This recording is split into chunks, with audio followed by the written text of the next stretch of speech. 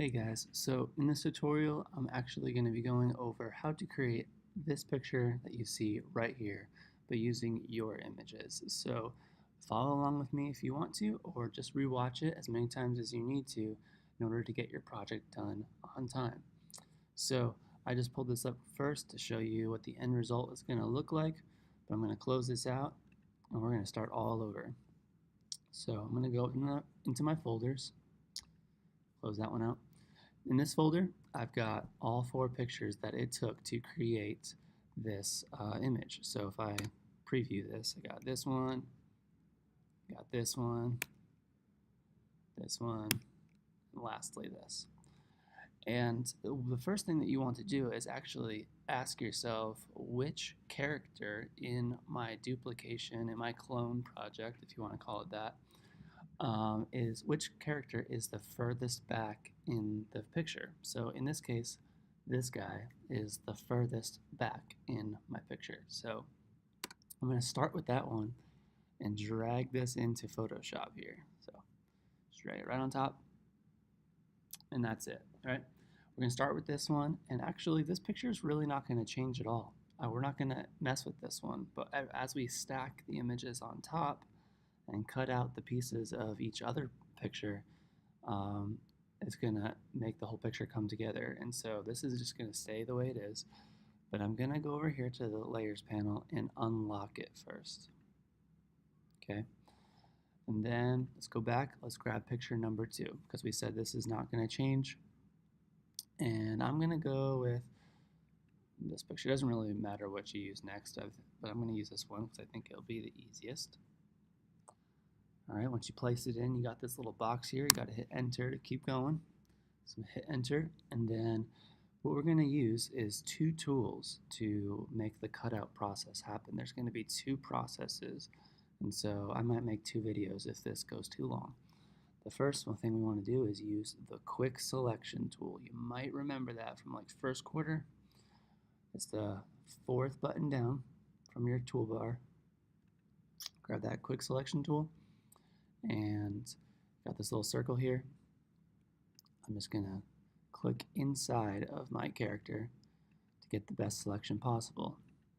Now, you don't really have to make it absolutely perfect. Like I can get, oops, now I just got the whole couch, but I can go over here to the minus section over here, the minus version of this tool, and subtract that selection there. And so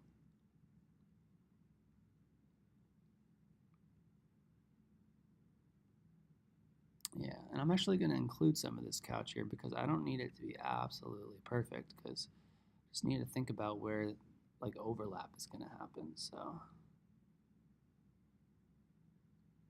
all right, cool. That's pretty good. That's a good start. Now, the reason why this doesn't have to be perfect is because of part 2, and I'll show you that a little bit later. So the first tool, quick selection. The second tool is layer mask, and that's down here. Okay, at the bottom of your tool, your layers panel. So I'm gonna click on that, and there he is. Now I got two characters. Looks like I missed a little part of his hat. And so those are the things that we don't really have to worry about because of what's coming next.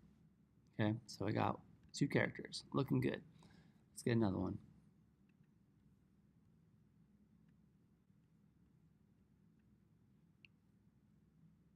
All right, so I'm gonna hit enter again to place it, and I'm gonna start cutting this guy out.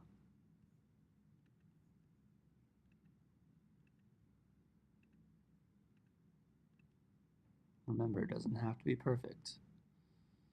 So I'm gonna grab part of that couch there because he is sitting on the couch after all. So I don't mind including some of it.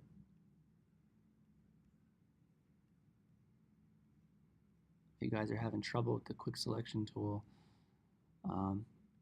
try making your brush bigger and smaller. You know, how we can do that is there's a little tip by the left and right brackets. It's kind of next to the letter P on your keyboard, those left and right brackets. So sometimes it helps to try that. All right, I think I'm going to be missing part of it, but It's okay. It's a good start. So going over to the layer mask tool and including him. Now, this guy is actually kind of slightly behind this guy over here. So I'm going to rearrange these layers. That's more like it.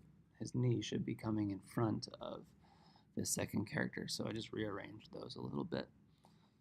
All right, so I've got 3 characters already. That was really fast. And so I want you to repeat that process and until you got all your characters on the page. And then we're going to take it a step further, all right?